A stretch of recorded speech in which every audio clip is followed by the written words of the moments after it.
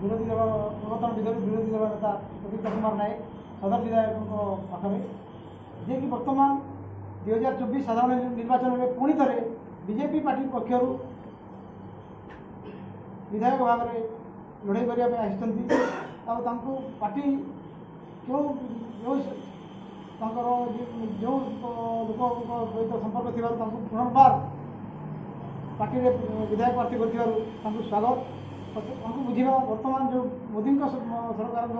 Double engine सरकार एवं 400 पार यही नारा नहीं चली बीजेपी दल जो घर घर को जाकर प्रचार से वक्तव्य प्रदान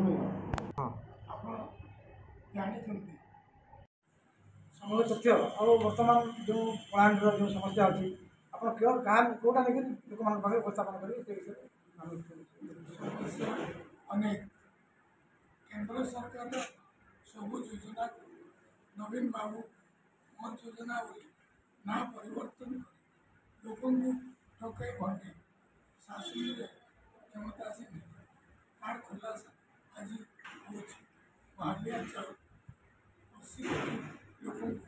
मान्य नरेंद्र मोदी दौला नवीन बाबू आज बांटवार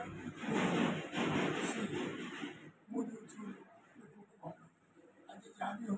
खुलासा पानी देवार जो व्यवस्था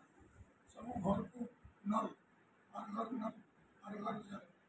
ये केंद्रीय योजना या नवीन बाबू वसुधा योजना ना डाइवर्ट कर पानी दौर अनेक स्कीम आज सहर में जो मुक्ता योजना केंद्रीय योजना यहाँ एमजी एनआरजी ग्रामांचल अच्छे सहर में काम पाइबापी मान्य नरेंद्र मोदी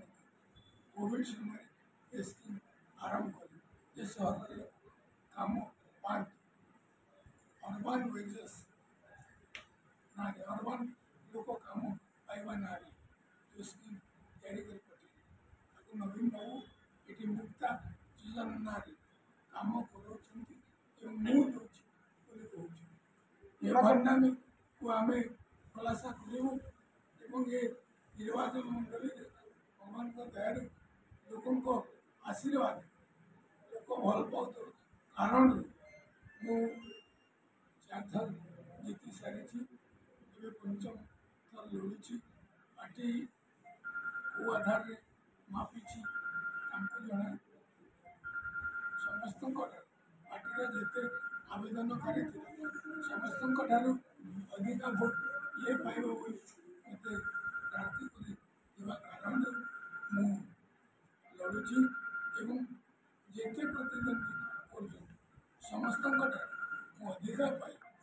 जीते भी ये आस्था लड़े आप शारीरिक सक्षम बर्तमान ना से हिसाब से मैदान ओल्लैबे से विषय टी कहूँ खराब प्रदीप नायक चली पारु ना कही पारु ना किए कौन बीजेडी एवं कांग्रेस लोक मोर लोक पाखे ये वार्ता दे मोर भोट को डाइवर्ट करने योजना कर सफल हे ना आज फिल्म को आसी चलिकी गले कथा कहले देखिले जहाँ मुझे कौन यहाँ तो प्रचार हम कथा जब कहीपरूना मुहरे कि स्टेटमेंट ये वार्ता समस्त को मोर मु सुस्थ अच्छी चली पारुची कथा कही पारुची धीरे धीरे शरीर पूर्णांग भाव ठीक है कौन असुविधा।